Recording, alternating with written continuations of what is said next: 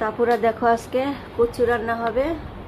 কচুর শাক, কচু কাটা হচ্ছে, তো কচু দিয়ে চিংড়ি মাছ রান্না হবে, আর কাঁঠালের বিচি দিয়ে শুটকি আর মাছ রাতের জন্য।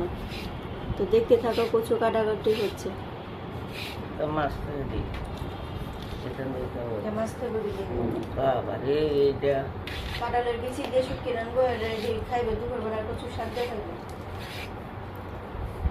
মাছ রেখে খাইবে।